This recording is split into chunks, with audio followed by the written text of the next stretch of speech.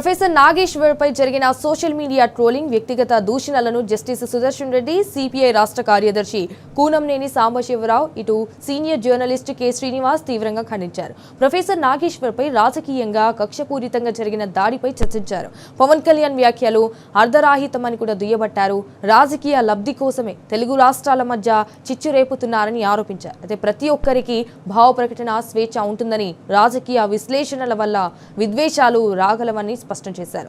అసలు విషయాలను పక్కదారి పట్టించేందుకే డైవర్షన్ పాలిటిక్స్ చేస్తున్నారని విమర్శించారు. ప్రొఫెసర్ నాగేశ్వర్ తన వ్యాఖ్యలను వెనక్కి తీసుకున్న సోషల్ మీడియాలో ట్రోలింగ్ దాడి ఆగడం లేదని, దీనిపై రాజకీయ పార్టీలైతే స్పందించాలని తీర్మానించారు.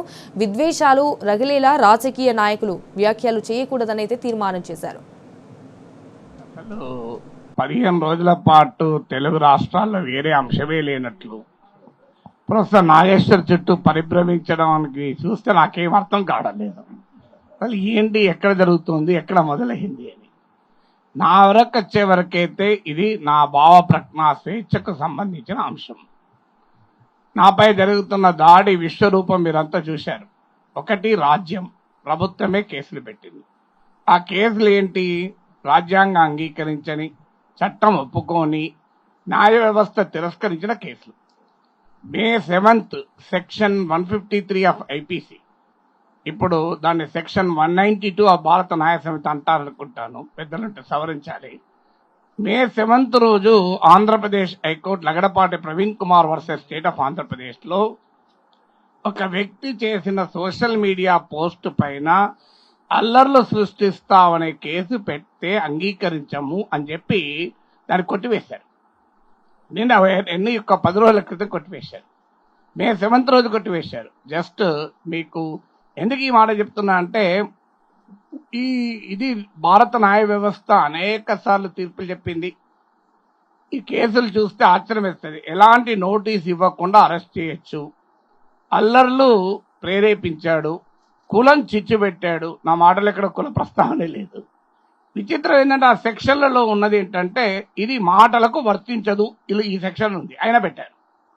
ఇది స్టేట్మెంట్స్ కు వర్తించదు అయినా పెట్టారు. అంటే దీని ఉద్దేశం ఏంటి? పెద్దలు సుదర్శన్ రెడ్డి గారు లాంటి వాళ్ళ ముందు నేను మాట్లాడకూడదు, కానీ డాక్ట్రిన్ ఆఫ్ చిల్లింగ్ ఎఫెక్ట్ అంటారు. అంటే ఎవరు మాట్లాడితే ఇదే జరుగుతుంది అనే సంకేతాన్ని పంపడం. ఇందులో వేరేది ఏమీ లేదు. నాగేశ్వర్ అనే వ్యక్తి ఏదో అనుకోకుండా దొరికాడు అంతే. దీని అసలు లక్ష్యం ఏంటంటే, మేము ప్రశ్నలను అంగీకరించము, ప్రజల పక్షాన మాట్లాడితే అసలే అంగీకరించము, ఈ భావ ప్రజ్ఞా స్వేచ్ఛను అంగీకరించమనే ధోరణి.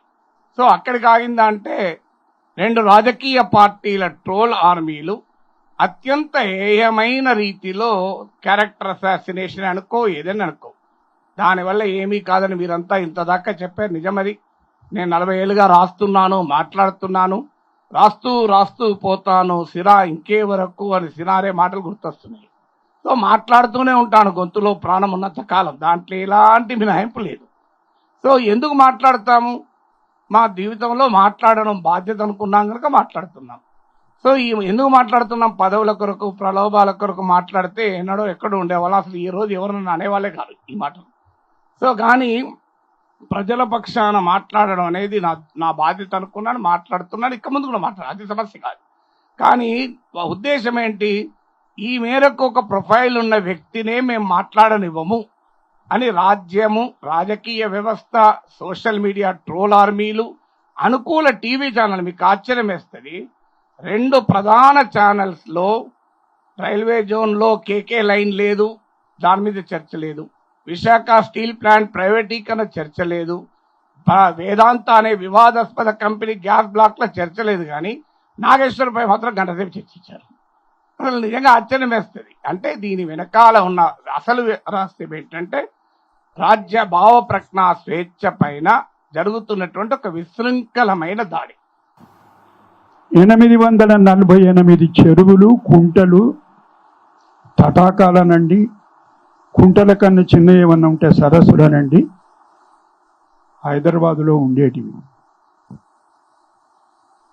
మీరు ఆ బ్లూ బుక్ చూస్తే మీకు తెలుస్తుంది వివరాలన్నీ, నిజాం దగ్గర నుంచి వచ్చినటువంటి. ఇవాళ వాటిని చెరపట్టిన వాళ్ళు ఎవరు సార్?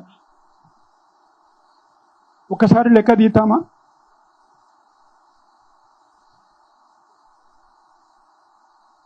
ఎవరి అస్తిత్వం మీద మీరు దాడి చేసిండ్రు? ప్రణాళిక ప్రకారం ఎవరు చేసిండ్రు ఈ దాడి? మరి వాళ్ళు వచ్చి ఎవరికి చెప్తున్నారు మీరు ఈ నీతులు? మేము మాట్లాడొద్దు, మేము మాట్లాడితే మేము ఉగ్రవాదులం.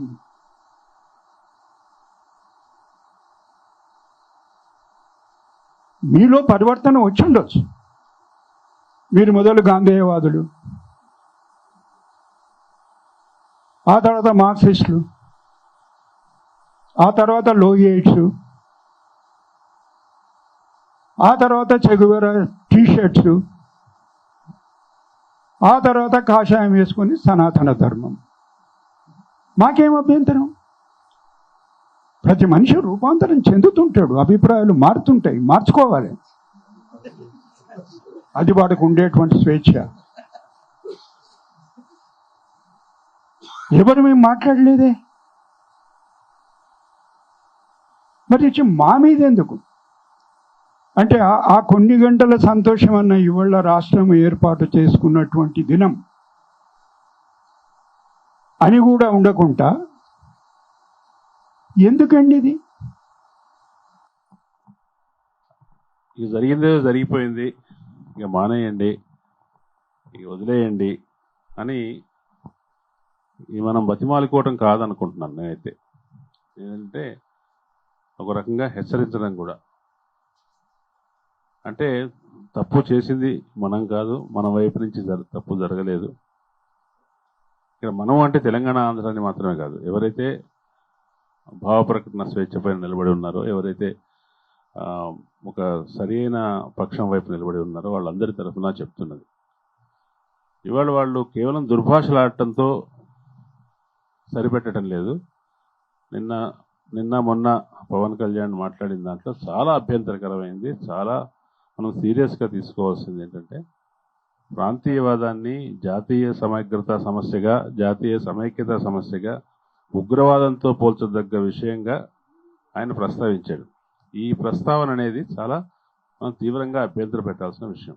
మొత్తం విషయాన్ని ఒక నేషనల్ సెక్యూరిటీ ఇష్యూగా మార్చే ప్రయత్నం చేయటం, అందువల్లే దాని వెనుక బీజేపీ ఉందేమో అని ఎవరైనా అనుమానించడానికి కానీ దానికి కారణం అనిపిస్తుంది ఏంటంటే, దీన్ని మొత్తం ఆయన ఈ మొత్తం వ్యవహారాన్ని క్రిమినలైజ్ చేయడానికి ప్రయత్నిస్తున్నారు. అది చాలా అభ్యంతరకరమైన విషయం. మనం దాన్ని తప్పనిసరిగా ప్రొటెస్ట్ చేయవలసిందే. ఈ పద్ధతి మానుకోవాలి వాళ్ళు. ఈ పద్ధతి రాజకీయ పక్షాలకు కానీ, ఆంధ్ర ప్రాంత ప్రజలకు కానీ, తెలంగాణ ప్రాంత ప్రజలకు కానీ ఎవరికి కూడా వాంఛనీయమైంది కాదు. ముఖ్యంగా మనందరం ఈ వేదిక మీద చెప్పవలసింది ఏంటంటే, తెలంగాణలోని సాధారణ ప్రజలు, ఆంధ్రప్రదేశ్లోని సాధారణ ప్రజలు సహజ మిత్రులు. వీరి మధ్య వైరుధ్యం ఏమీ లేదు. వీరి మధ్య ఎటువంటి చారిత్రకమైన చిన్న చిన్న సమస్యలు ఉన్నాయి, చారిత్రకమైన చిన్న చిన్న భేదాలు ఉన్నాయి తప్ప ఒక ద్వేషపూరితమైన వైరపూరితమైన సంబంధం లేదు. నాగేశ్వర గారి విషయంలో వ్యక్తిగతంగా ఆయన పైన సరే ఆ అంశం ఆయన చేసిన వ్యాఖ్యానానికి సంబంధించిన మాట్లాడటం అంటే అది వేరు, దాన్ని ఖండించటము లేకపోతే భిన్నాభిప్రాయం తెలియజేయటం వేరు. వ్యక్తిగతంగా మాట్లాడాల్సినటువంటి అంశం ఏదైనా వస్తే అలా నాగేశ్వర గారు లాంటి గొప్ప ఆరేటరు, గొప్ప వ్యక్తిత్వం కలిగిన వ్యక్తి, తర్వాత దేనికి ఆశించినటువంటి వ్యక్తి నాగేశ్వర గారు నాకు తెలుసు. ఆయన మొన్న జరిగిన ఎమ్మెల్సీ ఎన్నికల్లో అధికార పార్టీ ఆయన పిలిచి ఆయన ఆ పార్టీ తరఫున పోటీ చేయమని కోరితే నేను చేయను అని చెప్పి, అది అందరికీ తెలుసు, అది తిరస్కరించినటువంటి గొప్ప వ్యక్తి. పదవులు కావాలనుకుంటే ఆయన లాంటి వాళ్ళు ఏ స్థాయికైనా వెళ్ళగలుగుతారు. ఏదేమైనా మనందరం ఇవాళ నాగేశ్వర గారు చెప్పినట్లుగా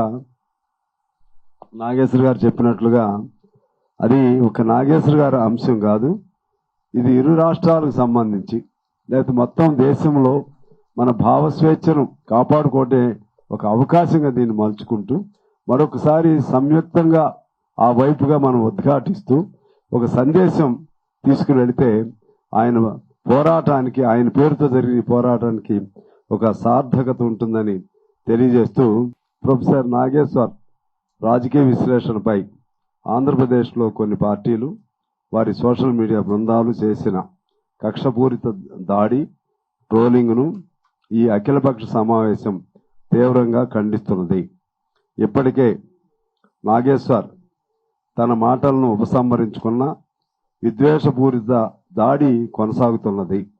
జనసేన ఆ అంశానికి ముగింపు పలికినట్లు ప్రకటించినప్పటికీ నాగేశ్వర్పై ఆంధ్రప్రదేశ్లో కేసులు ఎత్తివేయలేదు. తక్షణమే ఈ అంశానికి ముగింపు పలికి నాగేశ్వర్పై కేసులు ఉపసంహరించుకోవాలని డిమాండ్ చేస్తూ ఈ అఖిలపక్ష సమావేశం తీర్మానిస్తున్నది. దీనికి ఇంకో పాయింట్ కూడా, ఇది ఈ అంశం తర్వాత రెండు రాష్ట్రాల ప్రజల మధ్య స్నేహ సంబంధాలు సౌహార్దత కొనసాగాలని ఈ సమావేశం తీర్మానించింది.